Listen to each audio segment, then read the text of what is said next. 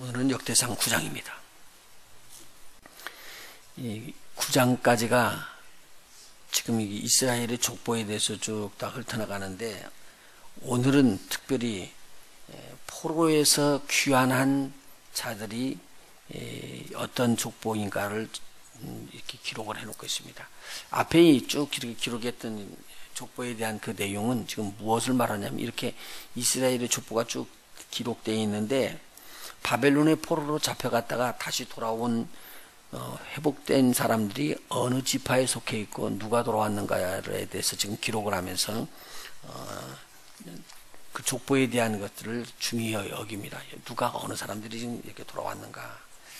자, 그런데 먼저, 그리고는 이제 9장에서 끝나고 나서 10장부터는 이제 이스라엘 백성들이 왜 하나님 앞에 이렇게 어려움을 당하게 됐는가, 그런 부분에 대해서 하나님 편에서 이제 이게 살펴봐주는 것들이 이제 쭉 기록이 되어 있습니다. 먼저 9장에서 보니까 온 이스라엘의 보게대로 포로에서 귀환된 자녀들이 쭉 기록되어 있고, 마지막에 35절부터는 사울 왕의 족보에 대해서 쭉 기록이 되어 있습니다. 사실 사울 왕에 대한 것은 35절부터 기록되어 있는데 8장에도 기록이 되어 있죠. 그게 똑같이 반복에 대해서 기록된 것처럼 기록됩니다. 왜냐하면 넬은 기스를 낳았고 기스는 사울을 낳았고 사울은 요나단 낳았다는 그런 말 나오는 것과 똑같은 내용의 것들이 뒤에 보면은 기록이 되어 있어요. 39절부터 나오는 데는 넬은 기스를 낳았고 기스는 사울을 낳고, 그래서 8장에 있는 것이 반복이 되는 거예요. 이 내용은 무슨 의미냐면, 사울 왕 때에 블레셋하고 싸우고 다툼을 하면서 하나님의 진노를 받았던 것을 쭉 이렇게 기록을 해주게 되어 있습니다. 그러면서 이스라엘의 역대 기록을 쭉 이렇게 이제 잡아나가는데, 하나님께서 왜 그랬는가, 그런 부분을 설명하기 위해서 아마 이 사울 왕족에 대한 족보에 대해서 자세하게 기록되고 넘어가는 것으로 지금 볼 수가 있습니다. 자, 그러면 오늘 9장 1절에 보니까 이스라엘 백성이 왜 잡혀갔다고요? 유다가 범죄를 했어요, 하나님 앞에. 나중에 사울 왕이 그 족보가 왜 무너지고 그렇게 그 백성들이 어려움을 당하는가에 대해서도 역시 똑같이 기록되어 있습니다. 하나님 앞에 범죄했더라라는 말입니다. 오늘 우리가 이걸 봐야 돼요. 나도 모르는 사이에 하나님 앞에 범죄할 수 있겠죠. 여러분, 저와 여러분의 마음을 몰라요. 우리가 하나님 중심으로 잘 가는데, 그러니까요, 하나님 중심으로 가는지 안 가는지를 내가 알면은 고치고 조정을 할 수가 있죠. 그런데 내가 하나님 중심으로 가지 않는다고 생각하는 거, 이게요, 하나님을 모르는 거예요. 이걸 갖다 뭐라고 그러냐, 교만이라고 이야기해요. 다른 말로 표현하면요. 좀 어려운 말이거든요. 내가 모르는데요. 여러분은 내가 이걸 알고 있으면 고칠 수가 있어요. 그런데 알고도 억지로 나는 아는데도 불구하고 안 고치려고 그러는 사람이 있죠. 무슨 말인지 이해가 되세요? 알고는 있어요. 내가 잘못된 줄 아는데 이거 하나님 말씀대로 고쳐질까 봐 두려워하는 사람이 있다니까요. 성경에 기록되어 있잖아요. 이런 사람도 있어요. 그러니까 제가 지난 금요일날 말씀할 때 뭐냐면, 우리가 믿는 자들이 회개를 해야죠. 자복을 해야 되는 거예요, 믿는 자들이. 그래서 자기 잘못을 떨어버려야 돼요. 그건 뭐냐면 하나님 말씀이 와갖고 우리를 깨끗하게 씻어주는 거거든요. 그런데 발 안 씻겠다고 그러는 거지. 누구처럼, 베드로처럼 발 안 씻겠다고 그러는 거예요. 그러니까 그러면 내가 하나님 앞에서 바로 쓰지는 못한다는 거예요. 말씀으로 씻어주면 참 얼마나 좋겠어요. 그래도 안 되니까 하나님께서는 그런 환난을 주고요, 어려움을 갖다 붙여주는 거예요. 그리고 깨닫게 해주는 거죠. 근데 이스라엘 백성이 지금 비워서 지금 포로로 잡아가게끔 한 것이 아니라, 그냥 거기서 진멸하고 없애버리면 될 텐데, 그 포로로 잡혀가서 포로가 된 상태에서 고난을 받게끔 해요. 그리고는 나중에 어디로 돌아오게 해요? 다시 예루살렘으로 돌아오게 하거든요. 거기는 하나님께서 보이지 않지만 그 환난과 고통을 통과하면서 70년이라는 기간 동안을 우리 하나님이 오래 참으면서 이스라엘 백성이 다시 돌아와서 하나님을 섬기고 하나님 앞에서 바로 서기를 원하는 거예요. 그게 비밀이거든요. 오늘 우리에게 들어닥쳤던 환경을 놓고 자신을 돌아보고 자신이 하나님 앞에서 자복하면서 시쳐나가고 스스로 고쳐나갈 수 있다는 것은요, 이게 그리스도인으로서는요 엄청 큰 축복이에요. 아멘들 안 하시죠? 내가 나에게 이거 나를 스스로 고쳐나갈 수 있다는 게 얼마나 큰 축복인지 몰라요. 그건 목사님도 예외가 아니에요. 다 똑같아요, 어느 누구나요. 근데 여기에서 아니고 나는 아니다라고 나갈 때 쿵 넘어지거든요. 그것은요, 어떤 사람만 펼쳐고 목사님이나 특권 단위 있는 사람들은 안 넘어진다, 그게 아니에요. 그 사람들 펑펑 넘어져요, 넘어질 때요. 그래, 오늘 부른 찬송 나 맡은 본분이 뭔가를 오늘 알고 그렇게 했으면 참 좋겠다. 자, 오늘 왜 바벨론을 잡혀갔느냐? 저들이 유다가 범죄했기 때문이다 라고 나왔습니다. 근데 그 범죄를 깨달아지고 회개할 때까지 하나님은 기다리십니다. 그 기간이 언제라고요?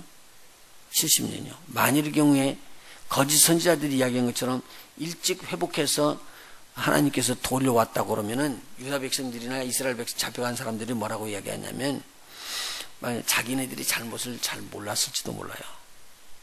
그런데 저들이 그 땅에서 포로로 잡혀간 땅에서 집 짓고 살고 과수 심고 그거 자라면서 먹고 살고요.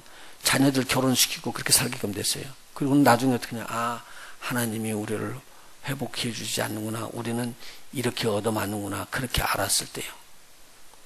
야, 우리의 죄 때문에 우리가 이렇게 흩어져서 이제 사는구나. 그리고 그들의 마음속에 죽어 넘어가기 전에 그분들이 하는 거예요. 내가 예루살렘을 한번 더 왔으면 좋겠다. 하나님의 전을 사모하는데 하나님의 전을 더 보기를 원한다. 막 이런 마음이 들어가고 있었을 때, 그리고 그들이 죽어 넘어가면서 이제는 다시 돌아가지 못했을 때 하나님께서 70년이 다 지나는 순간에 이스라엘 백성이 회복의 기회를 주는 거예요. 그리고 돌아와서 다시 예루살렘에서 무슨 일부터 하라고 그러냐면 하나님의 무너졌던 단을 쌓고요. 그 성전을 회복하는 일을 시키는 거예요. 그래서 오늘 들어온 사람들이요, 다른 땅으로 가는 게 아니라 어느 땅으로 들어오냐면요, 예루살렘으로 들어오게끔 해요. 근데 거기 주로 들어온 사람들이 누구냐? 레위 족속들이 들어오고요, 대제사장들이 들어오고요, 제사장들과 레위인들이 하나님의 전을 복귀하는 장면이 나와요. 그리고 그 다음에 그 뒤에 하나님을 봉사하고 섬길 수 있는 재능 있는 자들이 따라 들어오는 그 숫자를 쭉 적으면서 오늘 9장이 시작이 됩니다. 그래서 보면 바벨론에 귀환한 사람들 보니까 유다 자손 중에서 690명이 우대의 자손 우대, 아사야, 여우엘 이 사람들의 조상들이 이렇게 합쳐서 690명이 몰려 들어왔더라 이야기하고요. 베냐민 자손 중에서 956명이 들어왔더라. 그리고 귀환한 제사장들, 하나님께서 쓰실 수 있도록 재주가 있는 자들 1760명이 돌아들었더라. 그리고 그들이 어느 지파에 속해 있는가를 이야기를 해줍니다.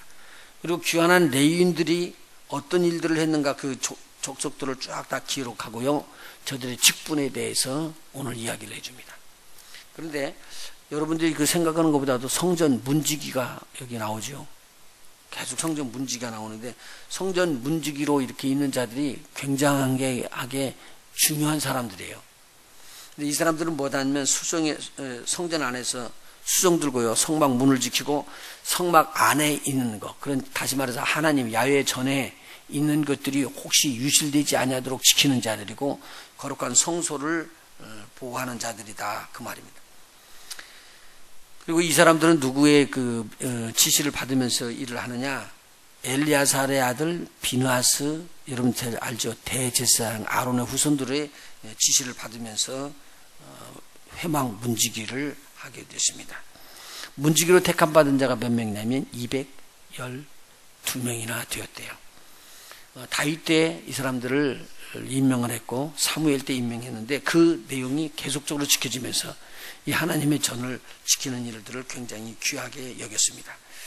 성막문은 동서남북 사방으로 지켜져 가지고 그 안에 들어가서 성막 안에 있는 방과 곳간을 지키면서 기물과 그리고 고운 가루로부터 하나님 앞에 전제를 드리는 모든 것들을 지키게끔 되어 있고요. 아침마다 문을 여는 일을 감당할 수 있도록 그렇게 했습니다. 여기서 보면은 레위인들의 봉사 직무는 여러 가지가 다르게 기록이 되어 있습니다. 다시 말해서 성막에서는 기명을 관리하는 자는 기명만 관리하고요. 또 음악을 관리하고 찬양을 관리하는 자는 찬양만 준비하고 그렇게 되어 있습니다. 그리고 제사장들이 만들 수 있는 향기름은 꼭 제사장들이 만들어 가지고 관유를 만들어서 기름을 붓죠. 일반 성소 기구에다 대고 거룩하게 되라고 붓고, 그리고 제사장들에게 붓는 관유를 만들기도 했습니다. 그리고 여기서도 계속적으로 또 자세하게 기록되는 건 고라 자손의 후손과 그 다음에 그앗 자손의 후손들, 저들이 어떻게 하나님을 섬기는가 족속마다 이야기해요. 이 내용은요, 아론의 후손들이 받았던 성막을 지켰던 것과 똑같은 내용을 지금도 계속적으로 하는 것을 여기서 보여주고 있습니다. 자, 그래서 오늘 여기에서 중요한 것은 9장에서는 이스라엘 백성들이 돌아와 가지고도 마음대로 하는 게 아니라 자기 조상으로부터 받았던 직분을 감당하는 거예요. 이 말이 무슨 말이냐면 자기에게 하나님께서 은사로 주신 것에 대해서 굉장히 귀하게 그 직분을 감당하도록 그렇게 이스라엘 백성이 훈련을 받게 되었습니다. 오늘 우리에게 주시는, 하나님께서 주시는 은사도 있거든요. 내가 가지고 있는 그 부분을요, 뛰어넘어 버렸을 때 이것이 하나님께서 굉장히 언짢아하셔요. 그러니까 하나님께서 우리에게 주셨던 직책, 그 직책을 잘 지켜나가는 거, 이것이 바로 지체의 사역이더라. 오늘 그것을 오늘 9장에서는 알려주는 거예요. 그래서 각 지파가 바깥에 있다가 다시 잡힌 데서 돌아와 가지고도 자기의 직분대로 일을 하고 있더라라는 것을 우리가 여기서 볼 수가 있습니다. 자, 오늘 로마서 12장을 한번 볼까요? 우리 지체가 지금도 역시 그때나 지금이나 같죠. 로마서 12장 한번 보십시다. 로마서 12장 3절입니다. 영적 예배에 대해서 이야기하고 난 다음에 바로 지체에 대해서 이야기하십니다. 3절이요. 내게 주신 은혜로 말미암아 너희 중 각 사람에게 말하노니 마땅히 생각할 그 이상의 생각을 품지 말고 오직 하나님께서 각 사람에게 나눠주신 믿음의 분량대로 지혜롭게 생각하라. 여러분이 읽을까요? 우리가 한 몸에 많은 지체를 가졌으나 모든 지체가 같은 직분을 가진 것이 아니니 이와 같이 우리 많은 사람이 그리스도 안에서 한 몸이 되어 서로 지체가 되었느니라. 여러분 읽을까요? 우리에게 주신 은혜대로 받은 은사가 각각 다르니 혹 예언이면 믿음의 분수대로, 혹 섬기는 일이면 섬기는 일로, 혹 가르치는 자면 가르치는 일로, 혹 권유하는 자면 권유하는 일로, 구제하는 자는 성실함으로, 다스리는 자는 부지런함으로, 긍휼을 베푸는 자는 즐거움으로 할 것이니라. 사랑엔 거짓이 없나니 악을 미워하고 선에 속하라. 형제를 사랑하여 서로 우애하고 존경하기를 서로 먼저 하며 부지런하여 게으르지 말고 열심을 품고 주를 섬기라. 소망 중에 즐거워하며 환난을 참으며 기도에 항상 힘쓰며. 같이 읽습니다. 성도들의 쓸 것을 공급하여 손대접하기를 힘쓰라 라고 기록을 하고 있습니다. 이것이 지체의 사역입니다. 여기서 보니까 서로 지체가 됐고 그리스도 안에서 한 몸을 이루고 있다라고 여기 5절에 기록이 되고 있습니다. 이스라엘 백성 엄청난 숫자들이 다시 돌아와 가지고 자기의 맡은 직분을 감당하면서 하나님을 섬길 수 있도록 성소를 중심으로 움직이게끔 했습니다. 오늘 우리는요, 그리스도를 머리를 중심으로 해갖고 우리 형제 자매들 전체가 다 지체의 역할을 하고 있는 것입니다. 이 지체의 일을 감당하는 것은요, 자기의 분수대로 하라고 그랬습니다. 그리고 자기의 맡은 직분을 잘 감당할 때 일이 일어나는 거예요. 그러니까 내가 맡은 일을 하지 않고 다른 일을 손대는 게 아니라 내가 맡은 일들을 하라는 거죠. 자, 그리고요 14절 이렇게 말씀했습니다. 같이 한번 읽어볼까요? 시작. 너희를 핍박하는 자를 축복하고 저주하지 말라. 즐거워하는 자들로 함께 즐거워하고 우는 자들로 함께 울라. 서로 마음을 같이하여 높은 데 마음을 두지 말고 도리어 낮은 데 처하며 스스로 지혜 있는 채 말라. 아무에게도 악으로 악을 갚지 말고 모든 사람 앞에서 선한 일을 도모하라. 할 수 있거든 너희로서는 모든 사람으로 더불어 평화하라. 내 사랑하는 자들아 너희가 친히 원수를 갚지 말고 진노하심에 맡기라. 기록되었을 때 원수 갚는 것이 내게 있으니 내가 갚으리라고 주께서 말씀하시니라. 네 원수가 줄이거든 먹이고 목마르거든 마시오라. 그리함으로 네가 숯불을 그 머리에 쌓아 놓으리라. 악에게 지지 말고 손으로 악을 이기라. 그럼 이스라엘 백성 다시 끌어온 것은요, 손으로 악을 이기게끔 하기 위해서 저들을 끌러 세운 거예요. 저와 여러분을 지금 세운 것은요, 악을 대적해서 이기라는 게 아니고 어떻게 한다고요? 악을 선대함으로 선으로 악을 이기게끔 해서 우리를 불러 세운 거예요. 그러니까 제가 지금 말씀드렸죠. 지난 금요일날하고 주일날 말씀을 드렸어요. 우리 진짜 하나님의 성령에 인도받는 그리스도인들은 영적 싸움에서 우리가 대적해서 싸우는 것이 아니고요, 오늘 그들을요 성령 안에서요 품어서 이기는 거예요. 그런데 꼭 기억할 것은 있어요. 악이 들어올 때요, 악을 컴프로마이즈, 이렇게 동조하지 말라는 거예요. 무슨 말인지 아세요? 동조하면 같이 죽어요.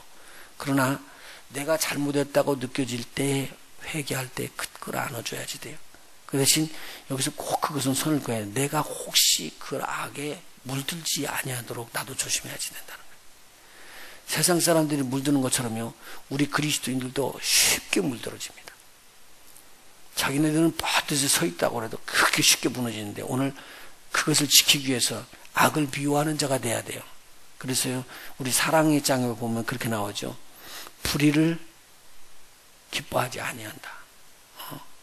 우리는 무엇과 기뻐한다? 진리와 함께 기뻐한다. 이것이 딱 구분돼야 돼요. 그러니까 오늘 악으로 가고 있는데 악을 사랑해야 된다고 따라가면서 그걸 끌어안지 말고 악은 비호해야 돼요. 그러나 무엇은 사랑해야 된다고요? 선한 일, 복된 일, 진리는 사랑하고 감싸주고 그렇게 들어와야 돼요. 그러니까 회개하면 끌어안아줘야지 돼요. 그리고 절대로 원수를 내가 갚지 말아야지 돼요. 누가 갚도록요? 하나님이 하시는 거예요. 하나님이 하실 일을 우리가 넘어서는 걸 뭐라고 그러냐? 분수에 지나는 거예요. 오늘 우리가 그러죠. 우리는 기도하면 이루시는 분은 누가 이루셔요? 하나님은 이루신다. 그리고 안 된다는 것은요, 우리의 머릿속에 들어있는 거예요. 만일 우리가 그렇게만 믿으면요, 하나님은 하실 수 있다라고 믿으면요, 오늘 가는 길 하나님께서 돌이킬 수 있어요. 안 들으면 어떻게 해요? 하나님은요, 방법을 많이 쓸 수 있으셔요. 이해가 되세요? 안 되니까 바벨론을 들어서 썼다니까요. 나라들을요. 아수르를 들어쓰고 바벨론을 들어쓰고 나중에 메대 바사를 들어서서 바사를 들어 이스라엘 백성을 다시 회복해서 돌아오게끔 하신 하나님이신데 그걸 못 얻었어요. 쉽게 말하면요, 나라의 법을 바꿨고요, 그것도 안 되니까요, 나라를 갈아치우면서도 하나님은 하나님의 일을 하시는 거예요. 우리가 전능하신 하나님, 능력의 하나님을 믿지 않기 때문에 그렇죠. 우리 기도가 거기까지 달하기를 예수의 이름으로 축원합니다. 나는 기도하리라. 그러면 하나님은 일하실 것입니다. 그래서 우리들이 주시는 하나님의 평강을 끌어들일 수 있는 자, 진정한 주님의 제자들, 주님의 일꾼들 되시기를 예수의 이름으로 축원해 드립니다. 기도하십니다.